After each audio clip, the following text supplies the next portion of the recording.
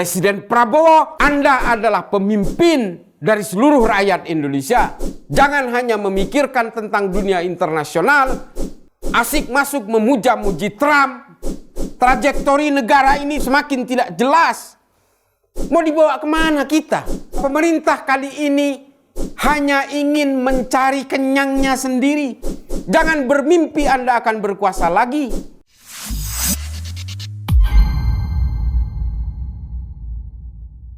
Assalamualaikum warahmatullahi wabarakatuh. Selamat berjumpa kembali dengan saya Islah Bahrawi dalam Berani di Terus Terang Media.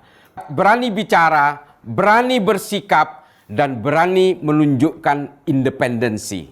Itu adalah konsep dari acara ini. Setelah berbulan-bulan saya tidak hadir, hari ini kita hadir di bulan yang penuh dengan hikmat dan rasa suci ini. Mari kita semua melaksanakan Ramadan dengan penuh kedamaian di hati maupun di dalam pikiran. Tapi apa daya, kita harus berbicara tentang negara. Kita harus berbicara secara jujur tentang situasi sosial, situasi ekonomi, dan situasi politik yang terjadi di Indonesia. Hari ini kita seringkali terhenyak oleh berbagai kejadian yang membuat kita semakin menangis, semakin mengiris-iris, dan semakin membuat perasaan kita tercabik-cabik. Ada anak kecil tidak sanggup dibelikan oleh orang tuanya pena dan buku tulis. Akhirnya memilih bunuh diri. Ada polisi, Kapolresta, Bima, kemudian terlibat dalam narkoba bersama istrinya. Ada juga yang membuat kita miris ketika industri otomotif kita sedang lesu-lesunya. Ketika daya beli masyarakat sedang menurun terhadap dunia otomotif.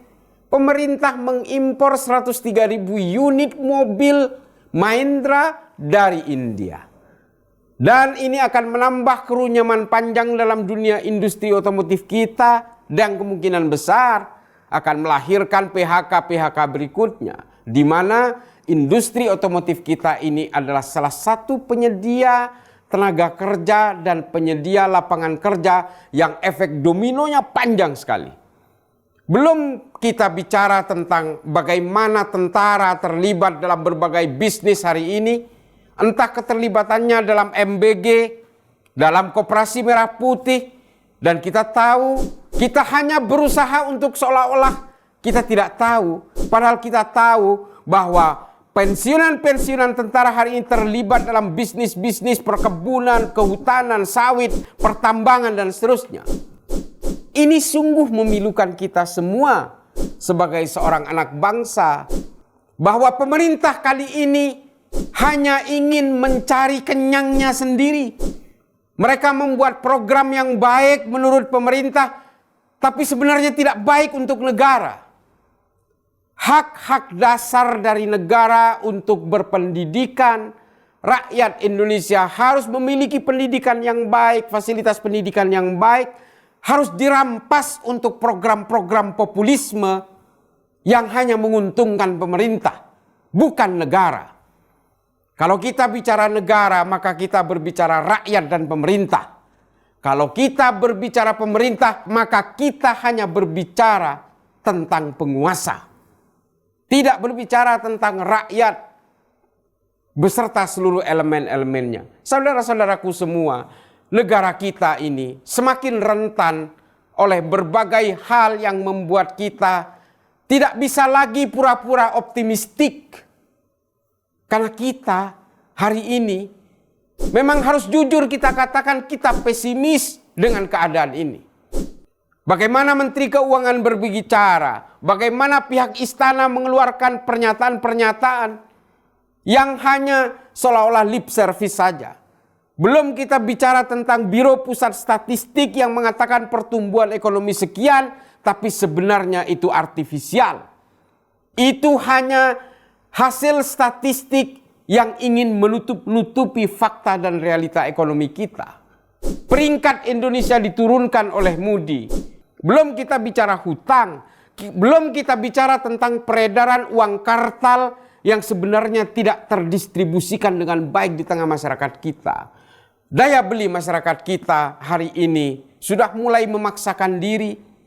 Banyak sekali sektor ekonomi menengah dan sektor ekonomi bawah yang sudah mulai gulung tikar karena daya beli tidak lagi berbanding lurus dengan fakta ekonomi yang ada. Ini kita berbicara mikro. Mikro memang evolusif, perlahan tapi pasti. Lalu apa yang kita bisa perbuat dengan semua itu? Mari kita pemerintah membuka matanya lebar-lebar. Mari pemerintah mengetuk dadanya lebar-lebar supaya hatinya terbuka dan melihat fakta yang ada. Presiden Prabowo, Anda adalah pemimpin dari seluruh rakyat Indonesia. Jangan hanya berasik masuk dengan pemimpin-pemimpin di luar negeri karena Anda dipuji seolah-olah Anda tinggi hati di sana. Negara ini harus lebih dipikirkan. Jangan hanya memikirkan tentang dunia internasional, asik masuk memuja-muji Trump. Apa gunanya bagi bangsa ini? Tidak ada. Kalau begini caranya Anda berkuasa, jangan bermimpi Anda akan berkuasa lagi. Rakyat hari ini dihadapkan dengan piring-piring yang setengah kosong. Lebaran ini bisa jadi ibu-ibu sudah tidak lagi bisa membeli ayam 1 ekor utuh. Ibu-ibu tidak bisa lagi menyajikan makanan berlimpah. Karena situasi ekonomi yang sudah mulai mencekik. Pak Prabowo, mohon maaf. Kalau kami lebih baik menyuarakan suara rakyat daripada hanya menyuarakan suara kekuasaan yang tidak jelas juntrungannya. Trajektori negara ini semakin tidak jelas. Mau dibawa kemana kita? Belum kita bicara soal situasi politik, pertempuran-pertempuran kalangan elit, yang pada akhirnya hanya mengorbankan rakyat. Pertempuran elit hanya ingin kue-kue dan pembagian kekuasaan. Rakyat hanya ingin betul-betul mendapatkan remahan kue untuk mengisi perutnya. Jadi, sekali lagi saya mohon kepada Presiden Prabowo, kepada pemerintah, janganlah kalian asik dengan kue-kue kekuasaan. Pikirkan rakyat yang tidak sanggup membeli pena. Pikirkan rakyat yang sudah semakin tidak nyaman lagi membeli beras yang pulen, yang enak dimakan. Mereka sudah tidak sanggup lagi.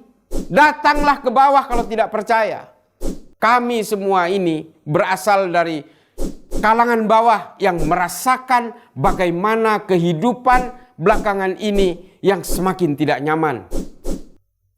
Oleh karena itu saya minta kepada Bapak Presiden Prabowo beserta seluruh pemerintahannya, jangan lagi asik untuk mencari selamat sendiri. Karena yang harus diselamatkan itu 280 juta rakyat Indonesia. Wallahul muwaffiq ila aqwamit thoriq. Assalamualaikum warahmatullahi taala wabarakatuh.